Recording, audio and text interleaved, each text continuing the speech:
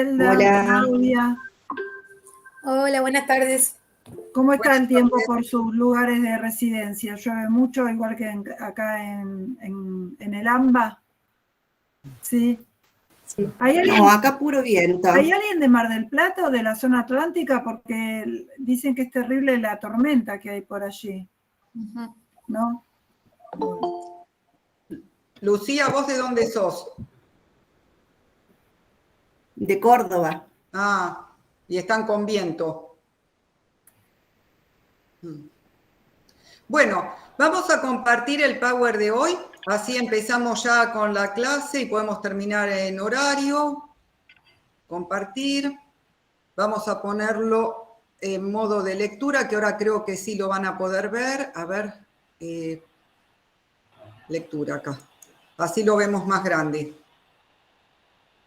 A ver si lo toma. ¿Ahí se ve? Perfecto. Bueno, entonces empezamos con los objetivos del encuentro. Nos estamos planteando tres grandes posibilidades. En este encuentro de hoy vamos a iniciar con la unidad número 2, que ustedes todavía no la tienen visible porque estamos cerrando la unidad 1. A partir del lunes ya la van a tener y va a estar el foro y van a tener la clase, que la subimos la grabación, como para poderse acompañar en la lectura. Y si hay alguna duda o aparece alguna cuestión para compartir, vamos a tener el foro del campus. De hecho, Miriam, si me permitís, Sí. hoy vamos a visibilizar la actividad cierre de la unidad, que es un crucigrama que les va a permitir a ustedes, con algunos pocos conceptos, dar por finalizada la unidad 1 y para empezar la 2, como dice Miriam. Bueno, esta unidad 2 tiene como propuesta, primero, enmarcar a la escuela dentro de su vínculo con la sociedad. Y a partir de esa relación escuela-sociedad y las demandas que a través del tiempo la sociedad le va imponiendo a la escuela, ver en especial la figura del director.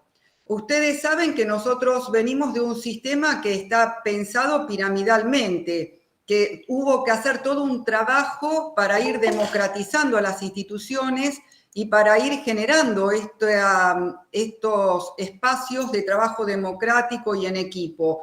Pero que a pesar de esto, inclusive desde la normativa, la figura donde se centra la autoridad de la escuela es el director.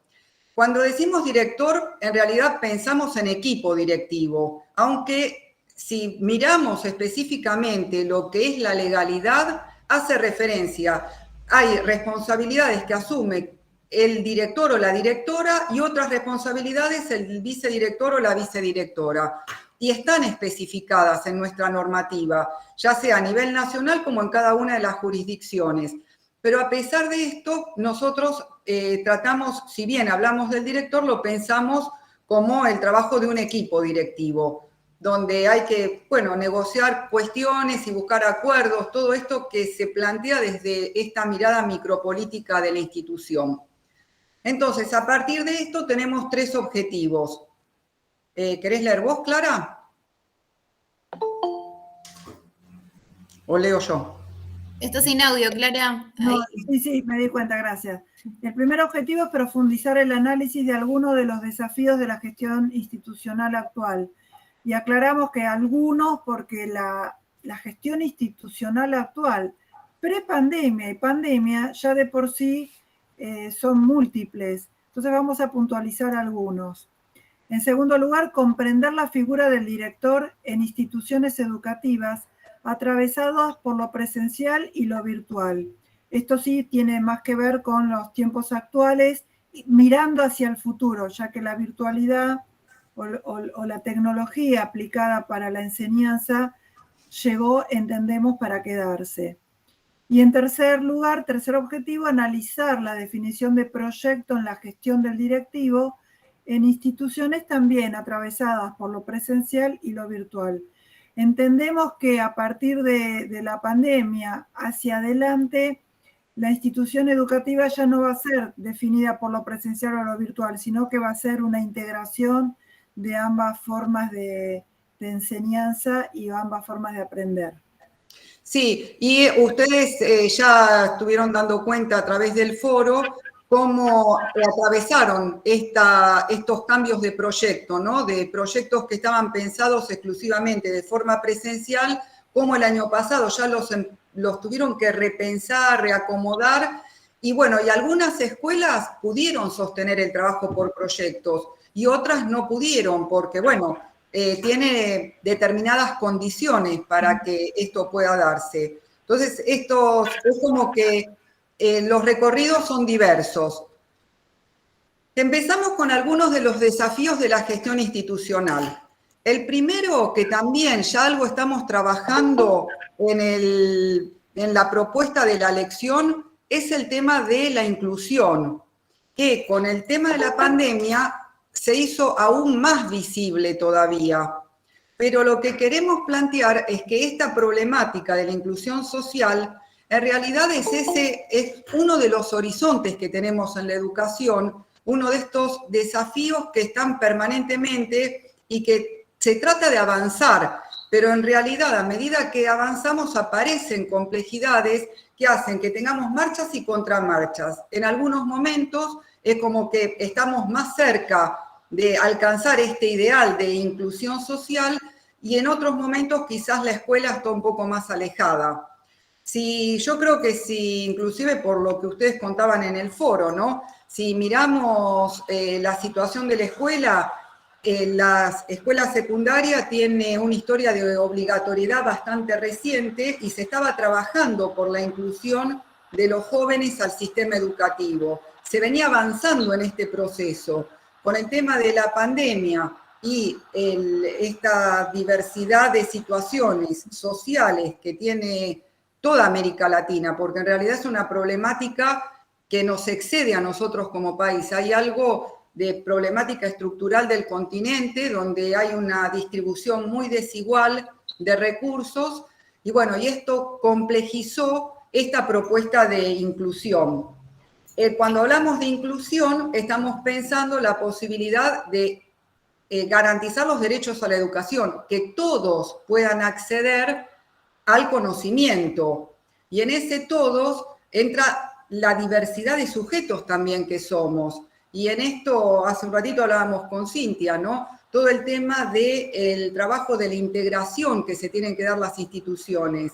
Y cómo sí, exactamente. Mucho ese trabajo que se venía haciendo prepandémico, que era incluir otros agentes como recursos de maestra de apoyo o APNDs, o bueno, y otros recursos que tienen que ver con la asistencia de las distintas dificultades en el aprendizaje con los alumnos, se empezó a ver obstruida o obstaculizada por esta cuestión de la pandemia, donde primero nos dividieron en burbujas, ahora ya no hay burbujas, presencialidad total, y algo que sí, mientras te escuchaba Miriam, me dio mucha inquietud de preguntarles a ustedes si en sus escuelas tienen exceptuados, aquellos alumnos que todavía no han podido volver a la presencialidad absoluta, digamos, a normal.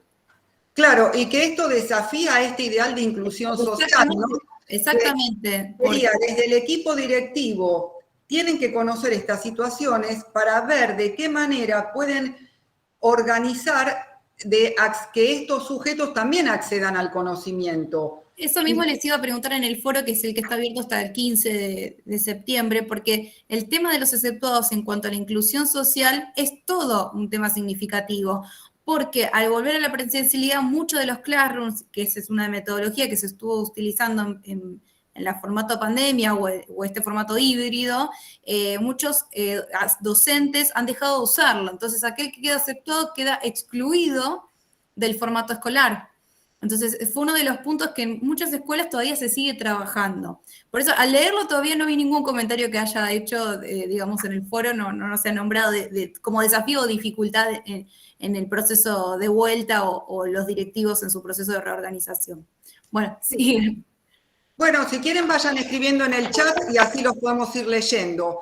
Y quería retomar, antes de pasar al otro desafío, lo que propone la mirada de la inclusión-exclusión que propone Romero, que ustedes lo leyeron para la lección, donde ella plantea que en el sistema educativo se dan distintos circuitos de inclusión o de exclusión, y que esto ya se daba en la escuela presencial, que lo que hizo la pandemia es como visualizarlo con mayor fuerza, pero era una problemática que ya teníamos, que había alumnos que quizás podían tener presencia en la escuela, pero no estaban logrando los aprendizajes o no podían dar cuenta de lo que estaban aprendiendo.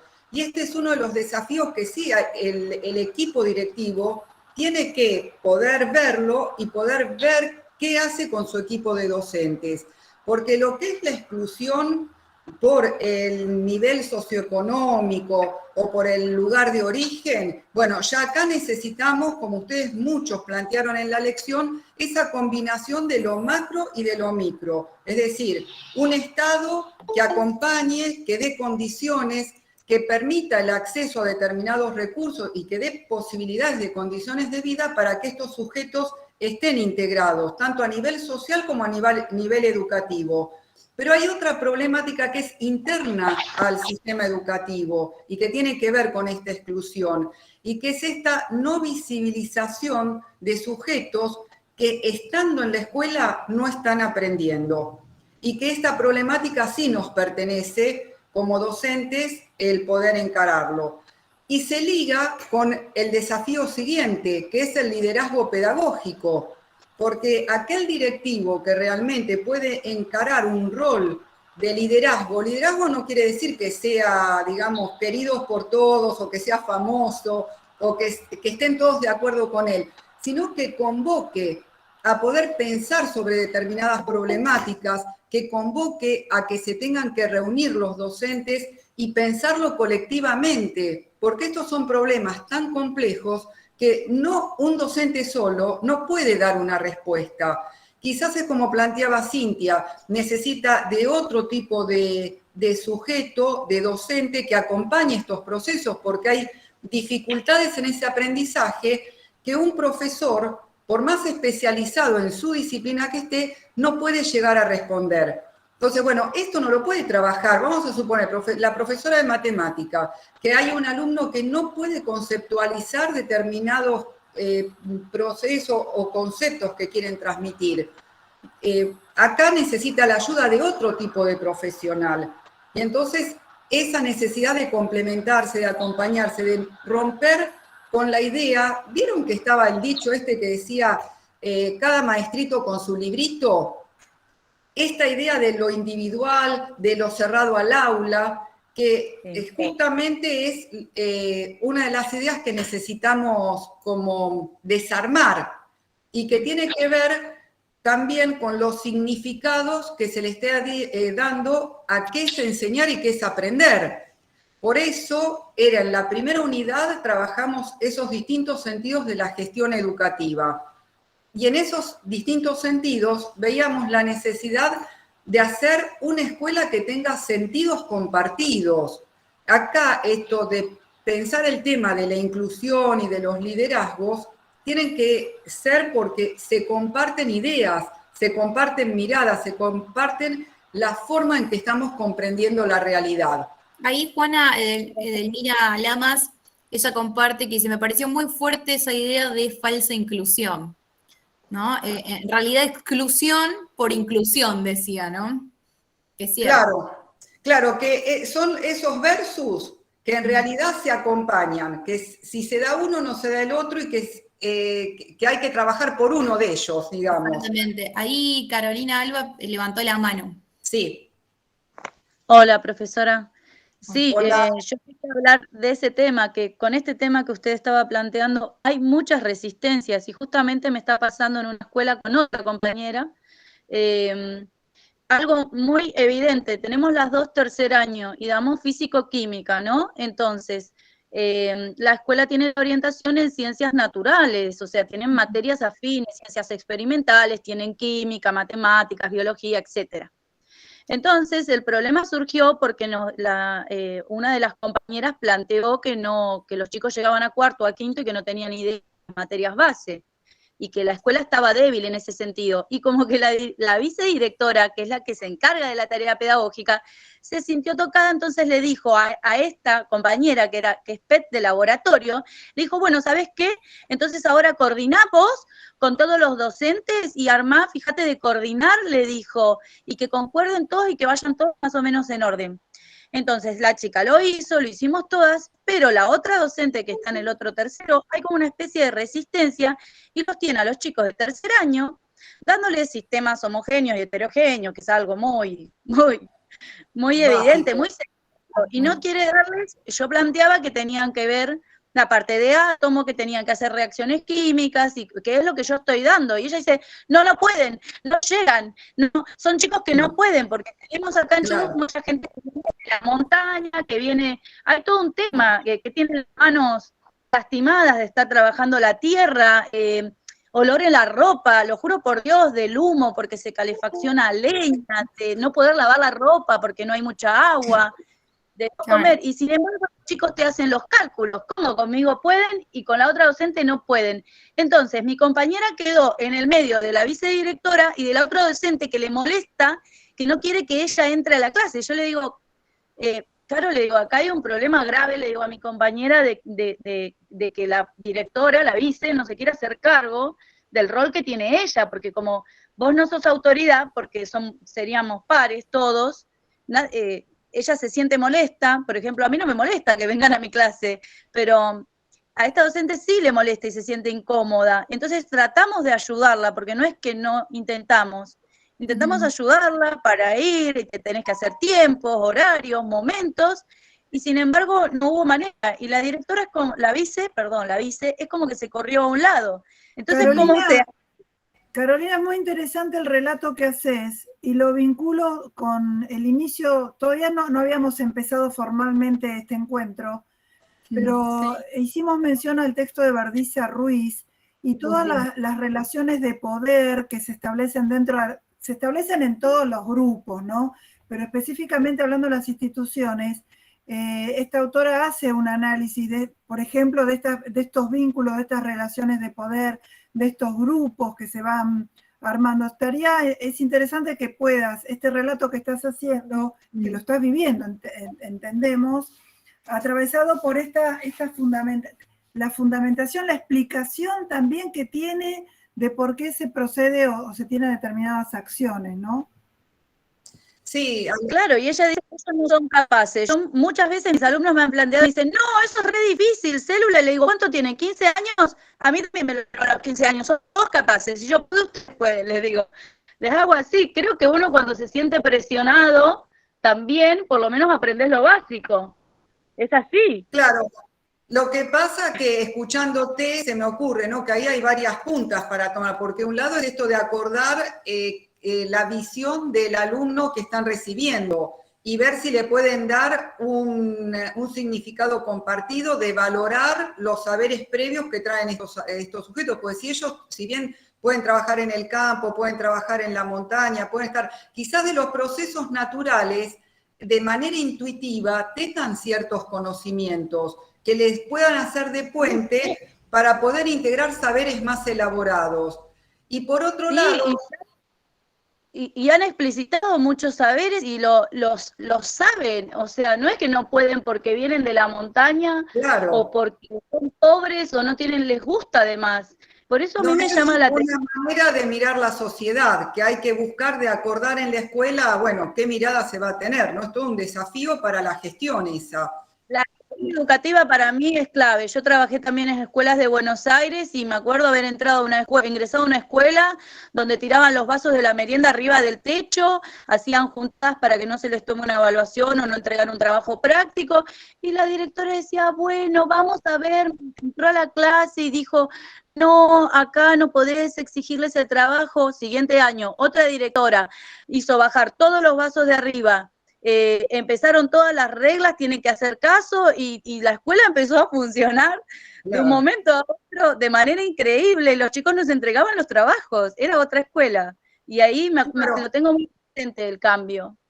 Y bueno, porque ahora vamos a ver cuando vayamos avanzando que si hay una meta compartida y está esto de poder construir una idea de escuela que pueda ser sostenida por todos, porque acá es como que hay distintos tipos de escuela dando vuelta, desde el imaginario de los directivos, de los docentes. Y se me ocurre también que esta vicedirectora un poco es como que se lo está dando como premio o castigo a los docentes, cuando en realidad es una problemática que tendrían que pensarlo juntos. Acá no es nadie ni mejor ni peor, tienen esta dificultad y ver entre todos qué podemos hacer. Y sin embargo, Sí. que se corre de este lugar y lo ponen, bueno, vos me estás cuestionando, entonces hacete caro, ese premio o castigo. Sí, creo que lo tomó de ese modo. Hablábamos nuestros compañeros que ella lo tomó como que decíamos que la escuela no servía, pero en ningún momento la cuestionamos a ella, nada más que teníamos que ir todos en orden para que los chicos cuando lleguen a cuarto y quinto a las materias específicas tuvieran una base común y que nos pusiéramos de acuerdo. Encima lo planteamos nosotros. Y como fue esta compañera la que dio la cara cuando habló, de que habíamos hablado todas de eso, le dijo como que se sintió molesta.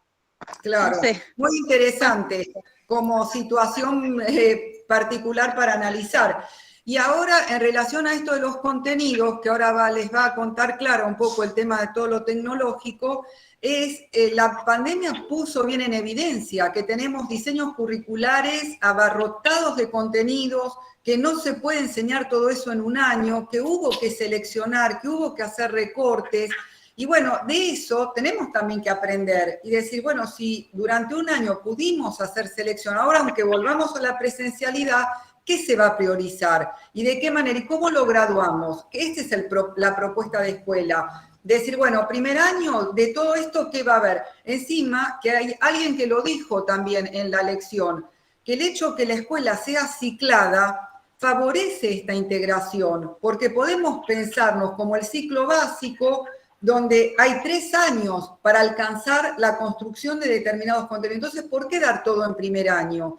Acá hay que buscar acuerdos y decir en el equipo docente cómo se va a ir transitando hasta que tercer año pueda dar cuenta realmente de esos saberes elaborados. Y después el ciclo superior, que vuelva a repetir el mismo proceso. Pero es como que desde lo legal tenemos recursos como para pensar una escuela diferente. Lo que estamos necesitando es cargar de sentido al interior de estas instituciones para que esto empiece a circular de una manera distinta a la experiencia que teníamos, que es lo difícil de romper, ¿no? Profesora, yo quería comentar, con respecto a la lección, yo hice todo y cuando llegué a lo último, que tenía que aportar también la gestión, que es las 2 gestiones, lo mandé, lo escribí 3 veces y queda, me lo borras, lo deja en blanco. Después grabé audio y me marca 88% y no pude hacerlo. Sí, o sea, no lo pude hacer. Sí, leí en el foro. Bueno, envíalo por el foro. Igual hubo ya, Lucía. Estaría bueno que todos estos comentarios, esto lo compartas en los foros y y van a ver más de otros tópicos, porque son datos y son, digamos, experiencias que son súper interesantes y son distintas a nuestros compañeros, porque todos somos profesores en distintos distritos, áreas, provincias, y está muy bueno lo que nos traes y nos compartís. Ahí también estuve leyendo los chicos en el foro que estuvieron compartiendo muchas de sus experiencias. Y esto, ¿no? Que es cierto que estuvimos trabajando con agentes externos. Para muchos chicos que no han vuelto, se ha trabajado con promotores, que son asistentes sociales. Han habido muchos otros profesionales interviniendo, digamos, dentro de educación.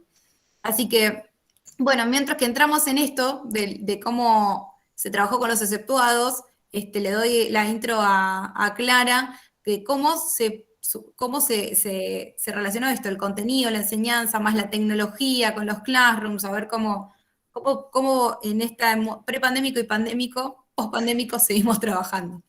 Sí, van a ver en las diapositivas que siguen que hemos dividido un proceso prepandemia, la función en las escuelas prepandémicas, durante la pandemia y una visión hacia futuro también, que hay de ahora en más. Ustedes habrán leído, han salido en determinados medios, revistas, en internet, han circulado muchos artículos describiendo situaciones, reflexionando sobre el tema de la educación, el tema de cómo garantizar la educación en este tiempo de aislamiento, y para lo cual era necesario en un porcentaje alto, no único, la tecnología. Digo no única porque en el caso de San Juan, por ejemplo, yo tengo un vínculo grande con esta provincia y con el Ministerio de Educación de San Juan, y ellos han tenido que recurrir a otros medios para garantizar la enseñanza en aquellas localidades, pueblos o lugares de San Juan donde no llegaba la tecnología, no había internet, no había wifi. Y bueno, pudieron a través de estos medios en alguna medida garantizar la continuidad de la enseñanza. Y en otras realidades, en otras escuelas, en otras instituciones, fue la tecnología una aliada. Lo que pasa que según mi visión, y les comento que yo hace muchos años me dedico a lo que es la enseñanza virtual, lo que fue anteriormente denominada educación a distancia, lo que he podido observar es que la tecnología, bien entendida como medio, no como fin en sí misma, es un aliado de las propuestas educativas. Tiene que estar bien programado en un proyecto sólido, en donde la tecnología, insisto, es un medio para, no es el fin en sí mismo. Lo que ha pasado con la pandemia ha sido que hubo que acudir, dar como un manotazo en una gran cantidad de situaciones, no en todo, no quiero generalizar, pero se ha tenido que dar un manotazo y recurrir a tecnologías, a campus virtuales, a sistemas tecnológicos de los cuales ni las instituciones, ni los docentes, ni los alumnos tenían hábito, porque no se usaba. Mi pregunta es, y mi enojo, si me permiten, es ¿por qué no antes? Si esto antes ya existía. Y no es que existía hace 2 años, 3 años, ya existía de varios tiempos atrás. Bueno, la cuestión es que la pandemia nos ha obligado a usar esas tecnologías, a usar esos campus, a usar esos medios, a formar. Yo escribí un artículo en el cual pongo de relevancia el trabajo docente, que a pesar de todas estas dificultades, han tratado y han buscado la manera de sortear justamente estas dificultades, insisto, para garantizar la enseñanza. Ahora, habiendo atravesado y estando atravesando aún esta situación tan difícil y tan compleja, tan dolorosa, los cuerpos directivos, las instituciones, tienen que capitalizar este aprendizaje, que fue a los tumbos, que fue rápido, que fue improvisado, con todas estas características que estamos describiendo, pero estuvo. ¿Que hay que aplicar mejoras? Hay que aplicarlas. Entonces yo estoy leyendo ahora en algunos foros, o por lo que contaba en el chat, o por lo que contaba Cintia, estas situaciones de que, bueno, ahora se vuelve la presencialidad y hay que volver, ¿y qué pasa con lo que se fue recorriendo? ¿Dónde va esa experiencia? Bueno, nosotros tenemos que bregar, o los directivos tendrían que trabajar con sus grupos de trabajo y de apoyo para poder resolver y diferenciar en qué medida se puede continuar con sesiones presenciales, cuándo es necesario, en qué medida, en qué momento trabajar con una apoyatura virtual, alguna herramienta en particular tecnológica. No es algo instantáneo, hay que pensarlo, hay que proyectarlo, hay que diseñarlo, pero mi perspectiva es augurar que esta tecnología que usamos se quede, se sume. Y sobre todo que sea herramientas para justamente poder ofrecer mejores posibilidades cuando hay así dificultades, ¿no? Esto de garantizar el derecho a la educación, que es otro de los grandes ideales que tenemos como sistema educativo, necesita cada vez quizás sumar más recursos, más elementos, más herramientas y no menos. Entonces, en lugar de confrontar, quizás la propuesta es esto de poder integrar y ver de qué manera. Y bueno, y los otros 2 desafíos que se van a plantear en el módulo, como para hacer una recorrida rápida, ¿no? De tensiones desde lo social a la actualidad, es el tema de la evaluación, que ustedes también mucho lo dijeron en los foros, en el foro y en la lección, cómo por suerte se va cambiando esta mirada de buscar el rendimiento, el resultado último, por la necesidad de tener una mirada de todo el proceso y fundamentalmente de poder ver dónde se obturó este proceso para poder acompañar y que siga avanzando y no que quede, que quizá hasta antes de la pandemia esto no estaba tan instalado, si bien también, como dice Clara, son cosas que se venían hablando en el sistema, se venían trabajando, se conocían distintas formas de evaluación, pero cuando había que definir qué decisión tomar con algún alumno, generalmente se recurre a la prueba escrita, una prueba a veces estandarizada y que tenga un resultado final. Cuando lo que pusimos en evidencia es que lo que importa en estos procesos de aprendizaje no son estos resultados finales, que esto es una visión de esta mirada como meritocrática del sistema, de decir, bueno, ¿quiénes son los mejores del sistema? ¿Quiénes pueden alcanzarlo? Bueno, y con todos estos otros, ¿qué pasa? Pone de vuelta en tensión esto de la exclusión y la inclusión, desde esta mirada de la evaluación. Exactamente. Con respecto a la inclusión y exclusión, y muchos chicos en el chat lo que estaban mencionando es esto, muchos no tenían conectividad, era escasa, de pronto se manejaban con el celular, entonces los formatos hacían compleja una evaluación, con lo cual, si nos quedamos con la forma estandarizada de, bueno, calificábamos los contenidos adquiridos hasta cierto periodo, nos dimos cuenta hasta que tuvimos que integrar actividades con distintas áreas para poder calificar y evaluar a los alumnos. Y que esto sea de forma formativa, no solamente una evaluación cerrada. Sí, Clara, quería. No, quería agregar, y volviendo al tema que planteaba Carolina al principio, no podemos olvidar que la instancia evaluativa siempre y sigue estando en muchas ocasiones vinculadas al poder.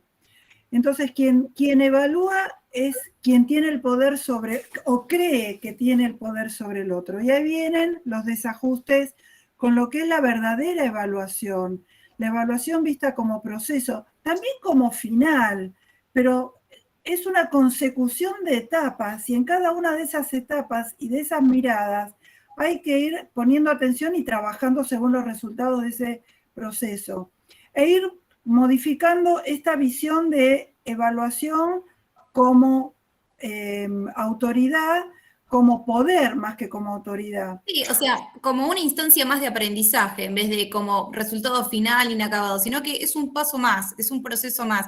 Y está muy ligado ahí al último paso, que es fomentar la creatividad, porque creo que la creatividad fue fomentarla no solamente en los alumnos, que bueno, que esto tiene que ver con los distintos estilos de aprendizaje que tengan los mismos, entonces uno va a utilizar diferentes estrategias, sino nosotros, ¿no? Como docentes, la creatividad es de, ahora, ¿cómo evalúo desde esta plataforma? No es igual que entregar un trabajo, o un examen escrito o un oral, porque los tengo todos conectados. ¿De qué forma lo hago? ¿De qué forma evalúo? También fomentó la creatividad desde los docentes para saber cómo evaluar a todos los alumnos con sus distintos dispositivos y posibilidades.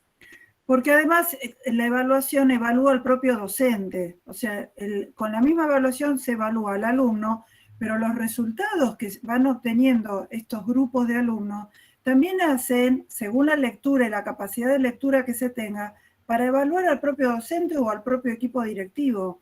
Lo que pasa es que hay que tener esa visión, y no Claro. siempre se tiene, ¿no? Sí, Carolina había levantado de vuelta la mano.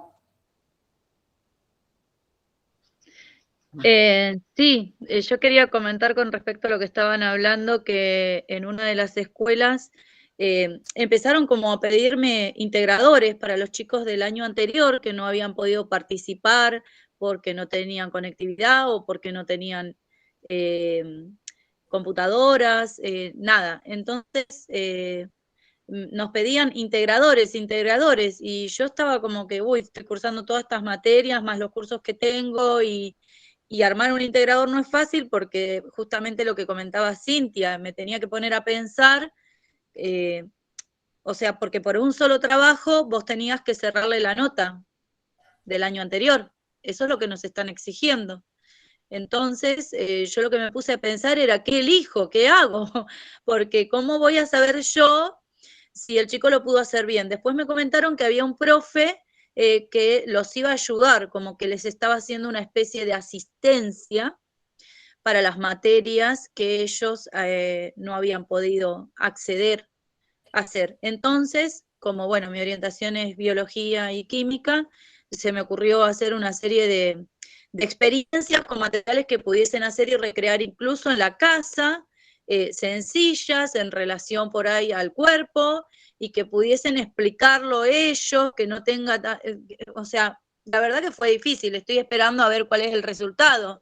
Y después me tuve que poner al profe para mandarle los videos, que también había un video para ellos de 5 minutos, de 3, porque también es fijarse que el material no sea una cosa, una locura, porque No, además, me parece que de tu relato lo interesante es en esto que hablábamos antes, de seleccionar contenidos, que no se puede enseñar todo, y esto de tender puentes con la vida real, con posibilidades que ellos tengan de visualizar de alguna manera estas ideas que les queremos transmitir. Que en realidad en todas las didácticas específicas, ustedes lo habrán estudiado, son profesores de determinadas áreas, y estas didácticas de las áreas plantean esto, la necesidad de iniciar la reconstrucción de los contenidos a través de este acercamiento con las experiencias de los sujetos, ¿no? Con sus realidades, y a partir de ahí poder ir avanzando en la elaboración. Así que son procesos que como que ahora tomaron mayor visibilidad, y que no los tenemos que perder, porque realmente son facilitadores. Entonces acá aparecen algunas preguntas que se le podría hacer cuando el director tiene que ser el que ayude a construir esta escuela en común, que no queremos una escuela que sume individualidades, sino una escuela que se piense como conjunto, como colectivo, que tiene metas compartidas, y que es una de las condiciones, ¿no? Poder llegar a concretar esa escuela deseada, pero que sirva como rumbo, como para no ir cada uno por su lado, un poco todas las dificultades que ustedes planteaban. Entonces acá aparecen así como algunas grandes preguntas, que es el recorrido que van ustedes a encontrar en el módulo 2, como para poder pensar distintas formas de estilos de dirección, distintas formas de afrontar los conflictos que son esperables que se den en una organización donde hay un conjunto de personas que tienen que estar compartiendo y muchas horas en toda la semana, que no es que se ven esporádicamente, y que tienen que fundamentalmente cumplir metas, que no es que están porque sí o para pasar el rato, sino acá tenemos que tener determinadas como logros o conquistas, y que tienen que ser de todos y no de manera individual. Entonces, acá tenemos esto que les decía Clara, cómo se veía esta relación de la escuela liderada por un director en una sociedad anterior a la pandemia. Una sociedad que Romero, ustedes la estuvieron leyendo, a Claudia Romero, donde plantea cómo esta llamada sociedad del conocimiento trajo cambios a nivel social, a nivel productivo y por lo tanto a nivel educativo, que de alguna manera había que responder. Por eso aparece esta triangulación, donde esta sociedad del conocimiento, donde ya la escuela perdió en cierta forma la legitimidad o la exclusividad de ser la que transmite los conocimientos, empieza a estar ese espacio compartido por otros recursos. Los medios de comunicación primero ocuparon el tema de la televisión. Los que transitamos la década del 70 y del 80, era también la pelea constante de ver qué se hacía con los chicos con tantas horas de televisión, y parecía que esto iba en contra de lo que la escuela tenía que enseñar. Ahora ustedes están transitando la situación de los chicos con muchas horas en las consolas de juego, y cómo poder aprovechar o no todo ese tiempo que aparentemente es solo de entretenimiento, pero en realidad también están aprendiendo. Y en ese sentido hay experiencias, hay una especialista que se llama Karina León, que está trabajando sobre la reformulación de videojuegos, pero que tengan contenidos educativos. Y digo, la verdad que este es un desafío interesante a transitar, porque ya que capta la atención de los jóvenes de una manera interesante, ¿no? Y fuerte, decir, bueno, ¿cómo podemos aprovechar este interés por ese estilo de procesos y que a su vez se esté transmitiendo conocimientos socialmente valorados, ¿no? Y acá hay una autora que ustedes la tienen para leer, creo que esta semana, ¿no? Se puso disponible el texto de Carriego. Sí, para esta semana sí, ya tiene que estar habilitado. Bueno, y Lo entonces, chequeo mismo. sí, ¿querías comentar vos, Cintia, de estos desafíos que plantea estas áreas de trabajo para el equipo directivo?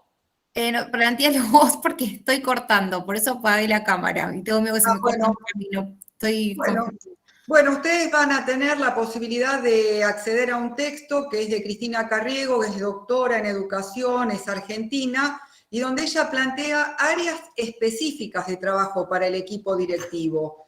Y resalta algunas, no quiere decir que sean las únicas, y en el módulo inclusive ustedes van a leer que hay otras posibilidades de pensar estas áreas. Son como priorizaciones que hacen los teóricos. Después cada uno, según la situación de la escuela que tenga, tendrá que priorizar cuál de todas estas áreas darle atención, ¿no? Y ella plantea la necesidad de una apertura al diálogo, como para que realmente puedan aparecer estos acuerdos y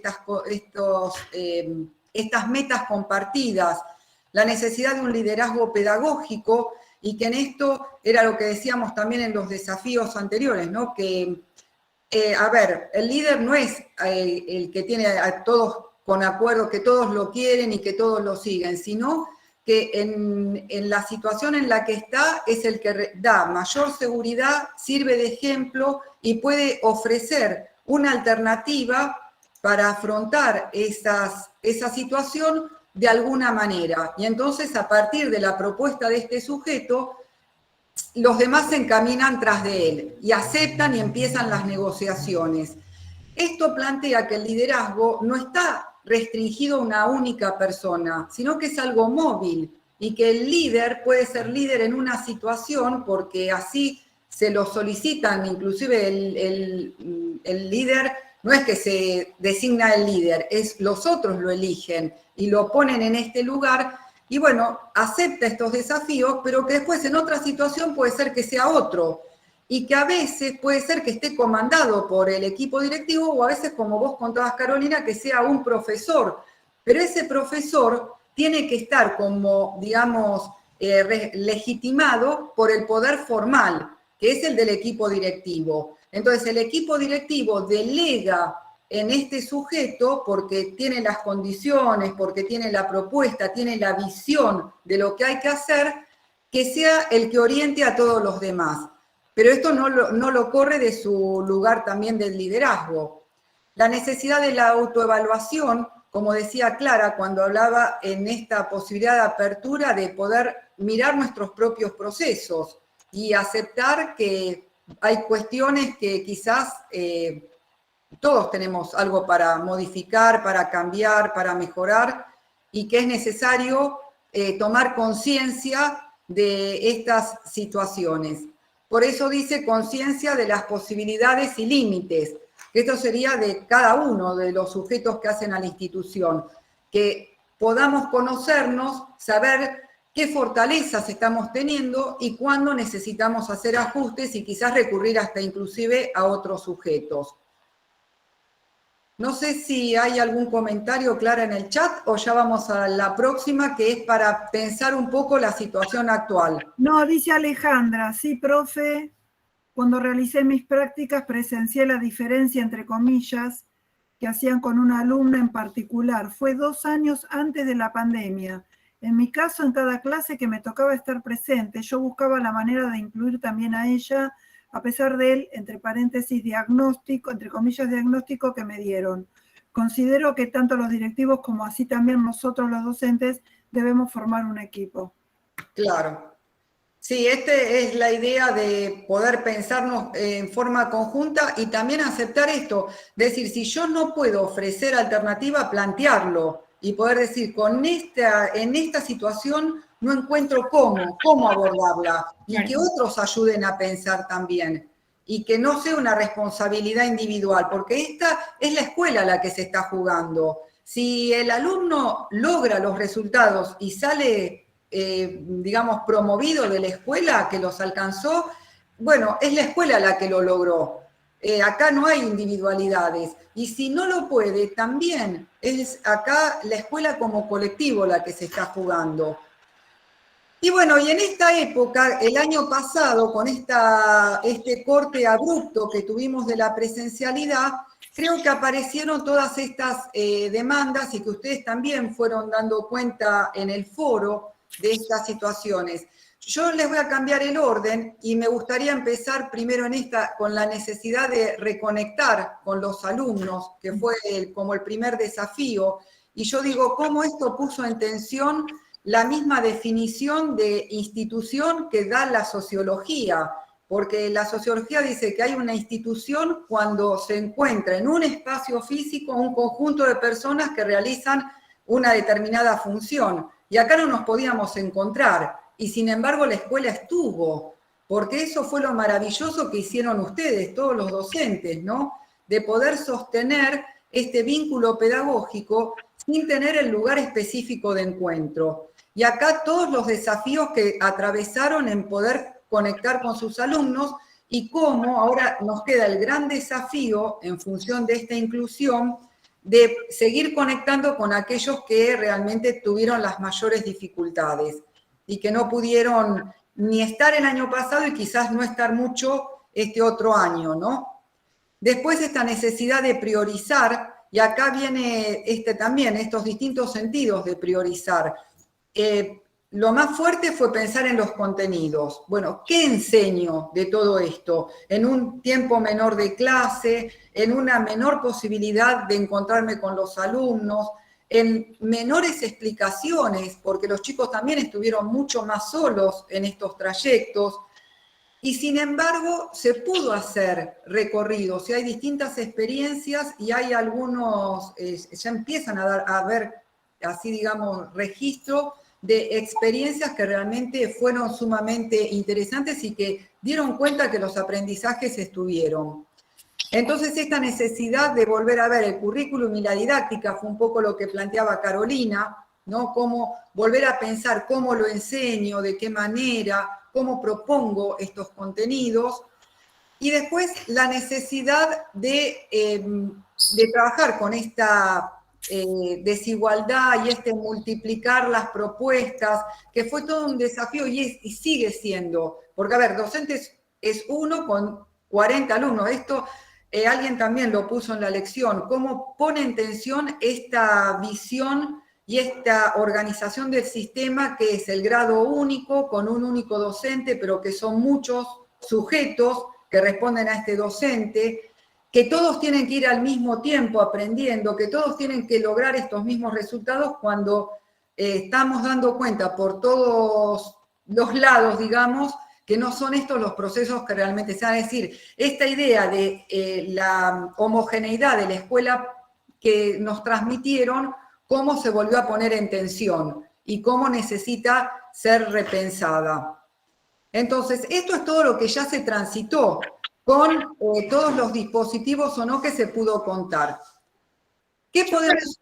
Sí. No, quería decir en pospandemia y trayendo la placa anterior, mientras te escuchaba, yo pensaba en la definición de inteligencia. No sé cómo definen ustedes a quién es, ya sea persona o ente, inteligente. Una conceptualización de inteligente es aquel que es capaz de resolver una situación. No importa el camino probablemente, o los medios, sino que pudo resolver un problema, una situación determinada, inclusive una situación de vida. Para la pospandemia yo creo que se va a ver la inteligencia de las instituciones educativas. Y en principio yo definiría esta inteligencia si la institución educativa es capaz de capitalizar la tecnología, no como fin, reitero, sino como medio, todo este aprendizaje rápido, improvisado, que se fue asentando a lo largo de los meses, ¿cómo lo capitaliza? Porque fue, si ustedes me preguntan a mí, ¿cuál es el resultado de este uso improvisado, repentino? Fue muy bueno, porque se aprendió. Bueno, podemos hablar de una escuela o de una institución educativa post-pandemia inteligente si lo puede capitalizar. Y también si puede capitalizar el hecho de que lo hemos comprobado como nunca antes, creo yo, que vivimos en un contexto incierto. Ayer tuvimos la pandemia. ¿Alguien de ustedes puede decir que va a venir mañana? No lo sabemos. Entonces hemos vivenciado lo que es vivir en un contexto de incertidumbre, del no saber y de variabilidad. Eso también la escuela lo tiene que capitalizar. Y entonces la formación de los cuadros directivos, de las propuestas, tiene que estar inmersa en un contexto de no saber, de variabilidad. Y esto también, a mi sentir, tiene que ver con la pospandemia. Pensar la escuela, pensar la formación de sus docentes y de sus cuadros directivos en un contexto de incertidumbre, que es como el que comprobamos que vivimos. Exactamente. Esa palabra justo es la que te iba a añadir, creo que es la que calza con todo, que es la incertidumbre. Trabajamos en la incertidumbre. Es como que vamos a tener que hacer una evaluación diagnóstica todos los meses. Cuando empezamos en marzo, que hacemos la evaluación diagnóstica porque el grupo no lo conocemos, nos conocemos entre los compañeros, bueno, eso es día a día, todos los días. Y retomo con lo que decía post-pandémico, lo de los modelos híbridos de trabajo, que es lo que Clara hace un inicio nombraba, de quedarnos con estas herramientas que nosotros al principio las teníamos, pero no las usábamos y no nos especializamos. Ahora las tuvimos que por fuerza mayor utilizar. Bueno, hay que capitalizar todo este trabajo hecho entre el 2020 y 2021 y seguir usándolo para de acá en adelante dentro de las escuelas. Eso quería. Sí, estaba pensando que hay algunos teóricos que ya están así escribiendo en función de pensar esta escuela de futuro y dice que una de las alternativas en base a esta experiencia es que como solos no podemos, es esta necesidad de realmente crear verdaderas comunidades de aprendizaje, donde podamos estar interrelacionados e interconectados y se den procesos, digamos, con distintas posibilidades.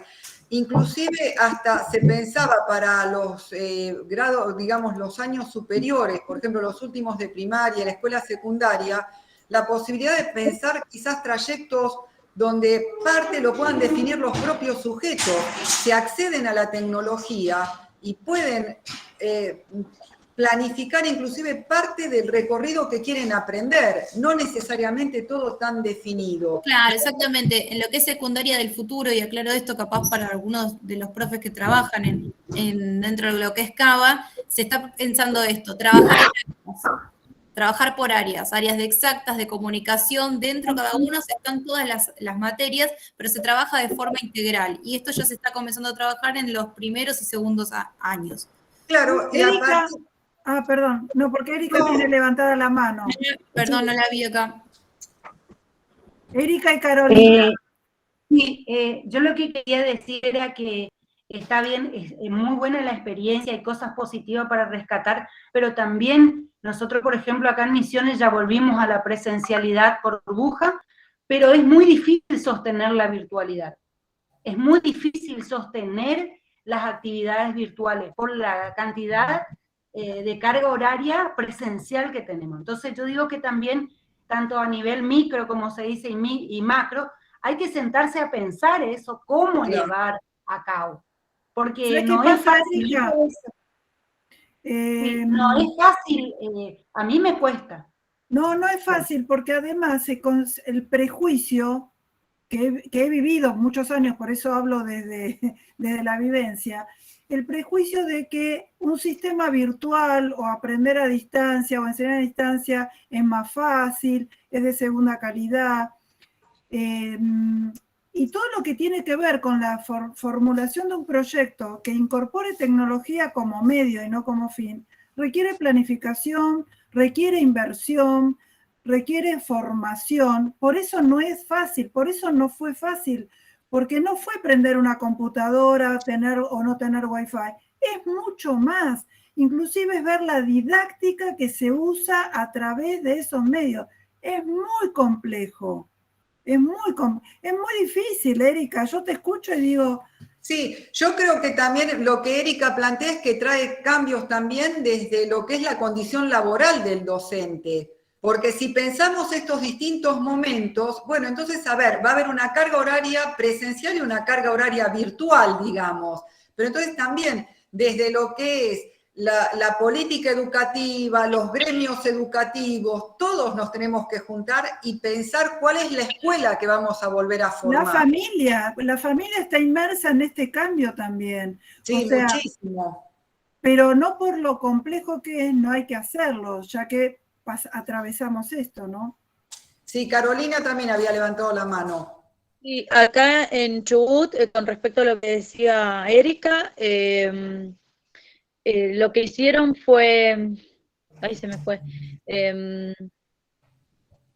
bueno, acá estuvieron trabajando con áreas de, implementamos el proyecto de trabajar por áreas, como habían comentado ustedes recién, e integramos, por ejemplo, me tocó con la profe de química, yo estaba en biología, pero en una de las escuelas de la región, en las otras no. Claro, Y no con fue... educación física, era un proyecto común donde teníamos que priorizar los contenidos básicos, pero se armó un desmadre prácticamente porque, por ejemplo, con la de química coordinábamos bien, más o menos nos entendíamos, pero la de educación, los de educación física nos renunciaron 3 docentes en el primer tramo del año y no querían saber nada. La que se quedó, yo le decía, pero yo te ayudo, pero no entiendo el proyecto, era todo como gritar.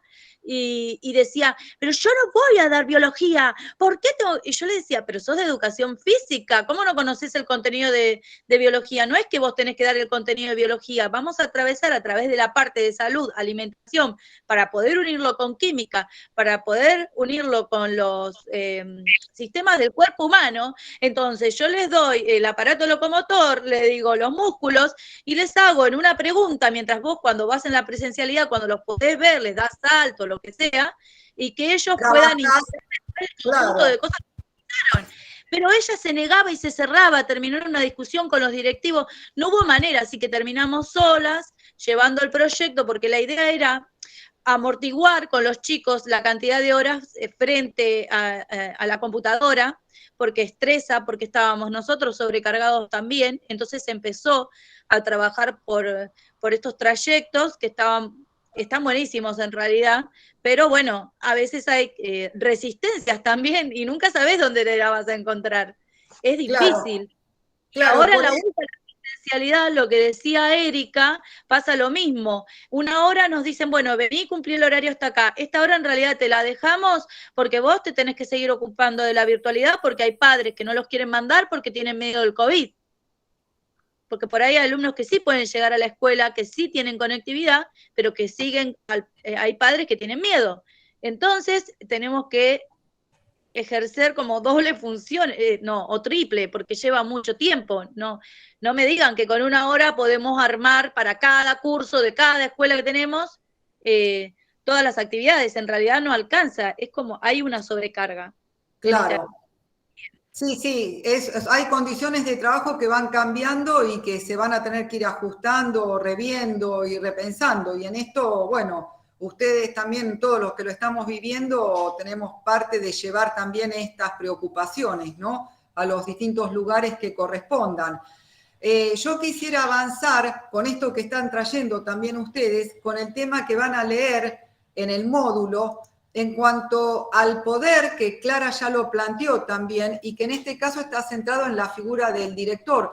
Acá, por lo que ustedes están planteando, sobre todo Carolina, la preocupación que tiene de su escuela, bueno, acá hay una problemática de un equipo directivo que no está asumiendo esa responsabilidad, quizás de manera total, de saber que tiene que hacerse cargo de determinadas cuestiones institucionales. que a veces no son las que más gustan, que son estos conflictos que hay que abordar, pero que lo mejor no es negarlos, es abordarlos.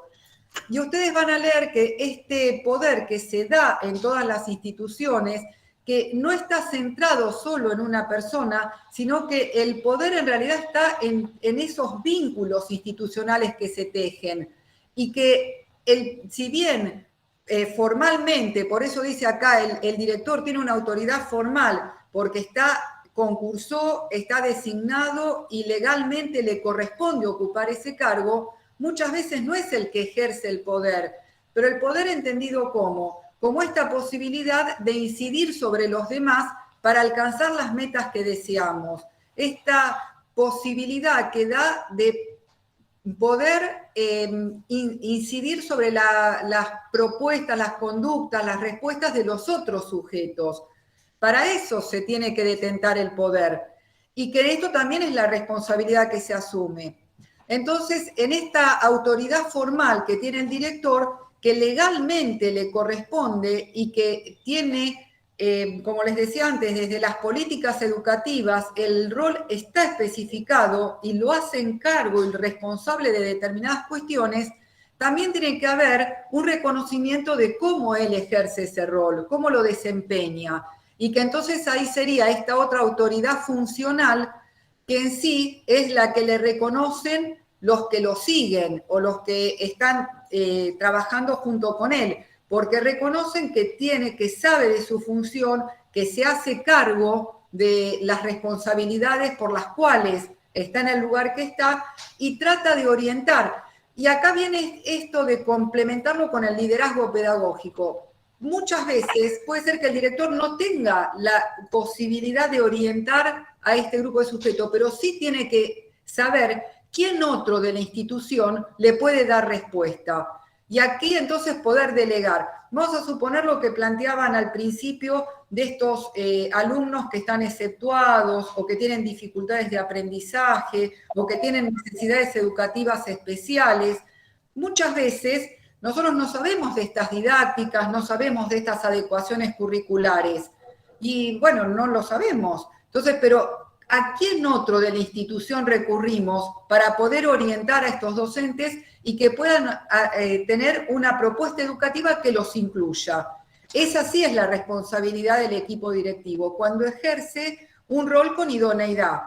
Acepta que no lo sabe, pero busca también en quién apoyarse y no queda en solitario o queda recortado a se puede o no se puede. Y por último, ya vamos a ir pasando, para poder ir cerrando, a la última propuesta que van a encontrar en el módulo, que es esta posibilidad de trabajar por proyectos, con todas estas dificultades que ustedes ya también vienen transmitiendo.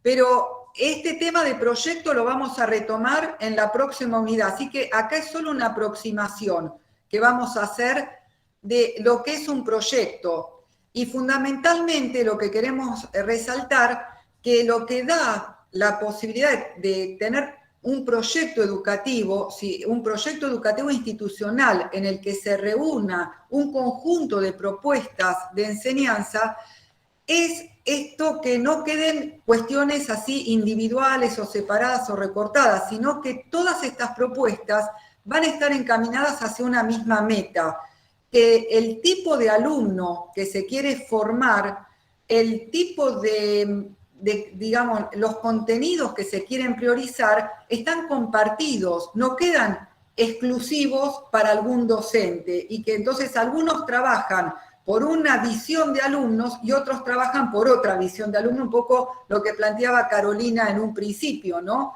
Esta idea de ellos pueden o no pueden. Acá hay que consensuar, y lo que hay que traccionar desde el liderazgo pedagógico es justamente el reconocer las mayores posibilidades para todos y decir, bueno, ¿desde dónde hacemos pie para que todos puedan transitar ese camino? Como estos proyectos no pueden ser los mismos para todas las instituciones, esto le va a dar identidad a la escuela, porque algunos van a priorizar el área de ciencias naturales, otros ciencias sociales, otros las matemáticas, otros las prácticas del lenguaje porque utilizan quizás los distintos medios de comunicación para poder hacer propuestas integradoras de trabajo. Y la finalidad de esto es lograr mejores aprendizajes y no que queden saberes recortados, sueltos o encerrados en cada disciplina. Entonces, esta idea de construir la escuela deseada y lograr los mejores resultados, creemos que el recurso que permite hacer estas construcciones es un proyecto educativo, el poder construir este recurso. Miriam, quería, vamos yendo rápido porque ya terminamos, pero siempre se abran foros de consulta. Como fuimos muy rápido en esta última parte, cualquier duda que tengan nos vuelven a preguntar, ¿sí? Porque tal vez fuimos muy rápido, nos centramos en otras cosas y bueno, puede ser que les queden algunas dudas, así que consulten en el foro. Sí, quería aclarar eso por las dudas. Sí, y ya para ir cerrando, les queríamos dejar como algunas ideas fuertes que queden como indicadores y que es esto que el estilo de directivo, ustedes van a leer en el módulo que puede haber distintos estilos de gestión de directivos, pero que esos estilos van a incidir en los resultados del aprendizaje, no son cosas que van por separadas. Una escuela que pueda tener una que está considerada, ¿no?, como que da aprendizajes de calidad, que está siendo valorada por su propia comunidad, es porque tiene un estilo de conducción que se adecúa a estas necesidades sociales. Entonces van a encontrar que quizás algunos son más técnicos y es esta idea de gestión como plantea Martínez Nogueira, ¿no?, que están estos distintos niveles, quien se centra solo en lo burocrático y que le importa que los profesores firmen, que esté si faltó o no faltó, que estén las planificaciones, que esté el registro de los alumnos, todos recursos que son necesarios para el funcionamiento de la institución, pero no es lo único, ni quizás sea la tarea principal para el director, pero hay directores que se centran en esto. Eso le va a dar cierta condición a la escuela, mientras que otros quizás pueden ir avanzando en producciones, esto como planteábamos de, bueno, construir proyectos educativos que respondan a necesidades comunitarias. Después, otra de las ideas fuertes es que el clima de trabajo que se genere en la escuela, que serían estas condiciones positivas, también inciden en los aprendizajes. Esto que transmitía Carolina de confrontación entre docentes, esta rivalidad, el no poder encontrar acuerdos, no está favoreciendo los mejores aprendizajes y está dejando al docente en muchas situaciones solo y aislado. Entonces, no responde al ideal de gestión que queremos transmitir ni construir. Después, otros de las ideas que les queremos dejar como fuerte es esta necesidad de trabajar en red, de trabajar con las familias, con el entorno, con los distintos recursos que disponga la escuela, que cuanto más completa y abarcativa pueda ser la propuesta educativa, también va a ser garantía de mejores logros de aprendizaje.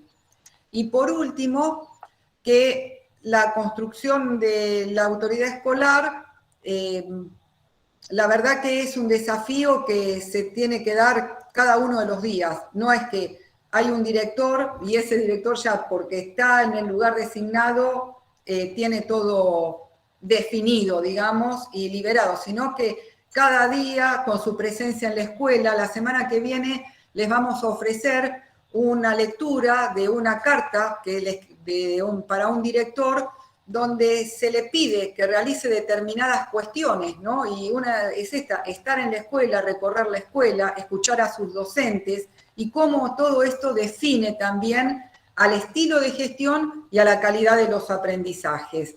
Que no es lo mismo el docente que se encuentra solo, aislado, que no encuentra a su equipo directivo, de aquel docente que sabe que están y que puede ir y que le puede plantear si puede o no puede realizar su tarea, con lo que es posibilidad y con lo que es dificultad, y poder pensarlos de manera conjunta. Bueno, chicas, fui medio rápido, pero estamos ya en 7:10. No sé si... A velocidad... No. Sí, disculpen, pero sí, se nos fue el tiempo. Bueno, hubo intercambio, que esto está bueno. Claro, sí, es que es el único espacio que tenemos en contacto visual con ustedes y a veces, bueno, es re importante escucharlos o leerlos en el chat. en vivo, así que por eso les ofrecí el otro espacio por si quedaron con alguna inquietud, pero bueno, la modalidad de cursada, como la chica seguramente la presentación les dijo, es práctica, teórica práctica. Todo queremos que lo vuelquen ustedes en sus realidades. En su realidad, exactamente. Bueno, acá les dejamos cómo vamos a seguir avanzando, que vamos a profundizar el estudio de la unidad 2 y que nos seguimos manteniendo comunicados a través del campus. Todo lo que necesiten, utilicen el foro. Está el primer foro general, que es para consultas que tengan que hacer, y se va a abrir el foro de la unidad 2 para las consultas de contenido de esta unidad. Así que utilicen estos recursos y bueno, nos estamos viendo en la próxima clase nuestra presencial, que va a ser el 6 de octubre a las 18 horas. Hay quienes ingresaron más tarde, ahí escribieron en el chat, ningún problema. La clase ahora queda grabada y ya en un rato después la subimos al campus, ustedes van a volver a acceder, así que no es ningún inconveniente. Y cuando puedan sumarse, se suman, bienvenidos para que puedan participar.